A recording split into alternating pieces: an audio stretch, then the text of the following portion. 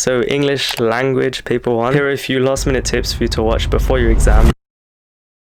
This for me is one of the most stressful exams just because of the time. The timing is really bad in this exam and you really want to make sure you don't run out of time. So once you begin the paper, know when you're going to do each question and know how long it should take you before you move on to the next question. And if you struggle with that, one tip that I've been recommending is to write the time that you're meant to finish the question by next to the question. So as you're doing that question and you look up to the clock and see what the time is and you realize that it's come to the time that you've written down, you know that you need to move on, or you need to at least speed up and really get it done as quickly as possible so you can move on to the other questions and give them enough time so you can actually get all the marks there as well. Now, I personally recommend to start with question 5 and walk backwards all the way to question 1, or to do something where you do question 5 first and then start from question 1 and then move back to question 4. It's up to you what you want to do, but if you start with the long mark questions first and you put a lot of time and effort into those, if you run out of time for question 1 or question 2 and stuff, it's not as bad. But if you start on question 1, you spend lots of time on question 2, you spend even more time on question 3, you might not even have time to finish question 4, and then question 5 just gets completely unnoticed. So it's really about managing your time, right? And I personally like to start with the longer mark questions first, just so I can ensure that I spend enough time for the most important questions. And so if anything does go wrong, at least it's only my question 1 or question 2 that's going to really be suffering. And you could even just fill those in at the very last couple seconds in the exam. Apart from timing, make sure you have a really clear structure for each of your questions. You don't want to be sitting there just thinking about, oh, okay, how am I meant to start this question? What am I going to write first? You want to just make sure that as soon as you move on to another question, to without thinking, just start writing out your structure to write out, okay, I'm going to use this quotation here, I'm going to use this, right? You want to do it as fast as possible. You don't want to spend too much time planning. You want to spend most of your time just writing. This paper is all about waffling. It's not about writing as much as you can, but at the same time, you shouldn't stop writing. But obviously, don't repeat yourself. Don't put yourself into a place where you can't get out of. It's a really difficult balance that you have to have in this paper, and the only way to really get that balance is to do a lot of practice on it. But obviously, at this time, it's quite late to do practice essays and things. So what I'd rather for you to do is to go back over past papers and just make a plan of every question, because the hardest part is really figuring out what you're going to start writing. There's lots of walkthrough videos on YouTube where people go over different past papers and they give you their thoughts, and you can see what other people think of those questions and how they would approach it and what things they would look for. That's really important, I'd say, and really useful to watch videos of other people walking through those same questions and then see them write a model answer and stuff, and to learn from those, right? Best of luck for your exam. Just remember that after this exam, you're not going to have to do something like this in a long time. Go get the grade you deserve. I'll see you very soon, I hope. So bye for now and good luck,